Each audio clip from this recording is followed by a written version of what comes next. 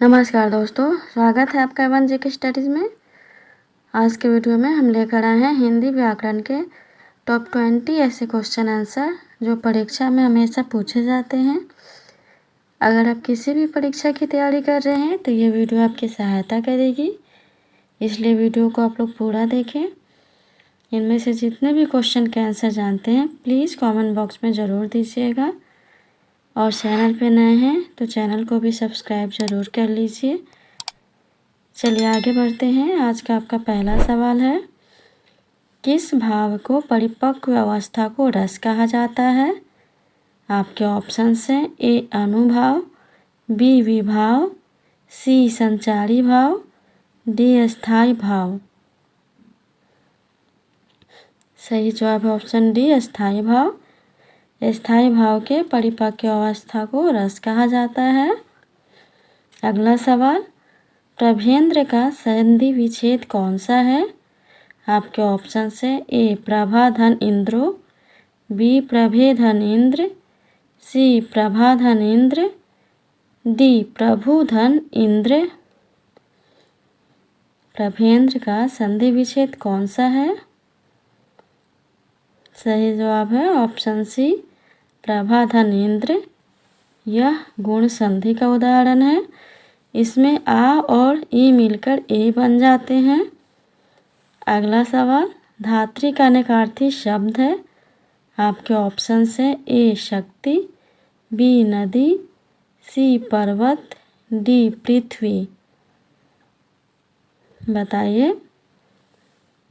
सही जवाब option D पृथ्वी। धात्री का निकार्थी शब्द इनमें से पृथ्वी है।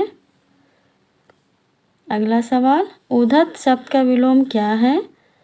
उद्धत शब्द का विलोम क्या है? आपके ऑप्शन से ए विनय, बी औन्नति, सी अनुदार, डी गौंड।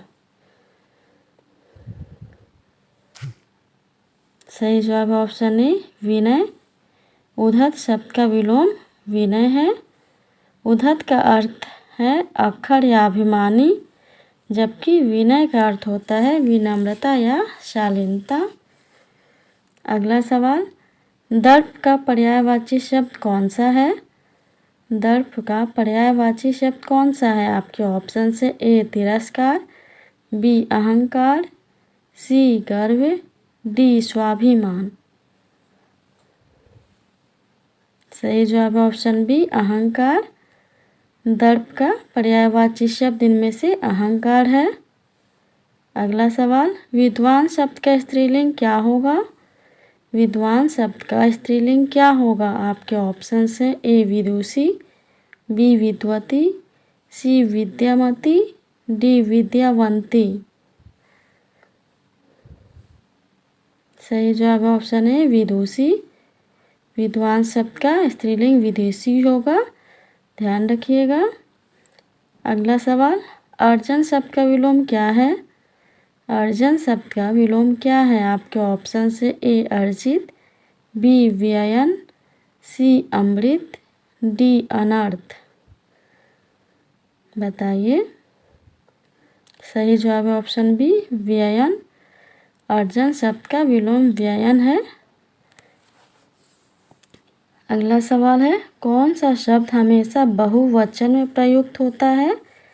आपके ऑप्शन से ए शिशु, बी पुस्तक, सी प्राण, डी भक्ति। जवाब दीजिए। सही जवाब है ऑप्शन सी प्राण। प्राण, दर्शन, आंसू, होश जैसे शब्द का प्रयोग हमेशा बहुवचन में होता है। अगला सवाल, हिंदी भाषा की कुल कितनी वर्ण लिपियाँ हैं?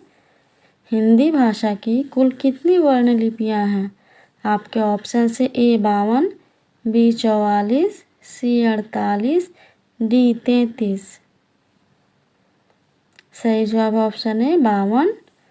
हिंदी भाषा की कुल 52 वर्ण लिपियाँ हैं। अगला सवाल, शुद्ध वर्तनी वाला शब्द कौन सा है? आपके ऑप्शन से ए वीरिहणी, बी वीरहिणी, सी वीरहणी, डी वीरिहिणी। जवाब दीजिए। सही जवाब है ऑप्शन बी, वीरहिणी। यह शब्द शुद्ध वर्तनी वाला शब्द है। अगला सवाल, आधा तीतर आधा बटेर मुहावरे का अर्थ क्या है? आपके ऑप्शन से ए उचित सामंजस्य का अभाव, बी छोटा बड़ा होना, सी रंग बिरंग होना, डी बेमेल तथा बेढंगा होना। आधा तीतर आधा बटेर मुहावरे का अर्थ क्या है? बताइए। सही जवाब है ऑप्शन डी, बेमेल तथा बेढंगा होना। आधा तीतर आधा बटेर मुहावरे का अर्थ है बेमेल तथा बेढंगा होना। अगला सवाल, इनमें से काकल्य वर्ण कौन सा है? इनमें से काकल्य वर्ण कौन सा है? आपके ऑप्शन से ए दंत स, बी य, सी ड़, डी ह। सही जवाब है ऑप्शन डी, ह। ह काकल्य वर्ण है, याद रखिएगा, ह काकल्य वर्ण है। अगला सवाल, जिन शब्दों के अंत में अ आता है उन्हें क्या कहते हैं? आपके ऑप्शन से ए अनुस्वार, बी अयोगवाह, सी अंतस्थ, डी आकारांत। जिन शब्दों के अंत में अ आता है उन्हें क्या कहते हैं? सही जवाब है ऑप्शन डी, आकारांत। जिन शब्दों के अंत में अ आता है उन्हें आकारांत शब्द कहते हैं, जैसे राम, अज, फल। अगला सवाल है, वीरों ने देश के हेतु बलिदान दे दिया में कौन सा कारक है? आपके ऑप्शन से ए कर्ता कारक, बी संप्रदान कारक, सी करण कारक, डी आपादान कारक। सही जवाब है ऑप्शन बी, संप्रदान कारक। वीरों ने देश हेतु बलिदान दे दिया में संप्रदान कारक है। अगला सवाल, उपसर्ग का प्रयोग होता है आपके ऑप्शन से ए शब्द के आदि में, बी शब्द के मध्य में, सी शब्द के अंत में, डी इनमें से कोई नहीं। सही जवाब है ऑप्शन ए, शब्द के आदि में। उपसर्ग का प्रयोग शब्द के आदि में होता है। अगला सवाल है, हल्दी शब्द का तत्सम रूप क्या है? हल्दी शब्द का तत्सम रूप क्या है? आपके ऑप्शन से ए हल्दी, बी हलित्रा, सी हरित्रिका, डी हरित्रा। सही जवाब है ऑप्शन डी, हरित्रा। हल्दी शब्द का तत्सम रूप हरिद्रा है। अगला सवाल, पगड़ी रख घी चख लोकोक्ति का अर्थ क्या है?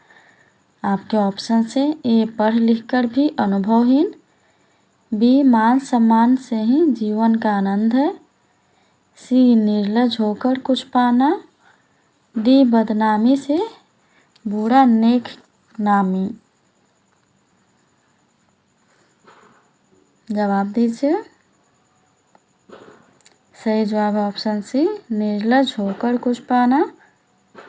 पगड़ी रख घी चख लोकोक्ति का अर्थ है निर्लज होकर कुछ पाना।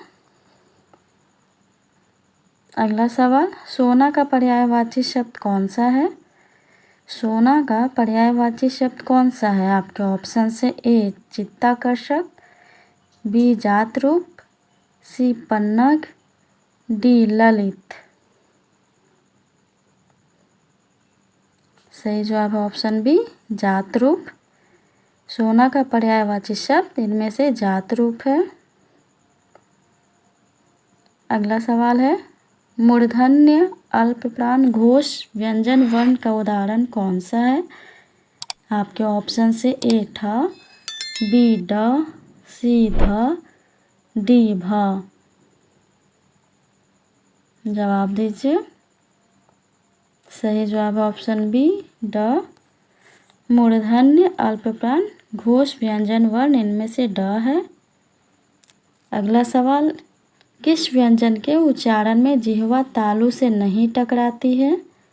आपके ऑप्शन से ए घ, बी ज, सी च, डी तालव्य स।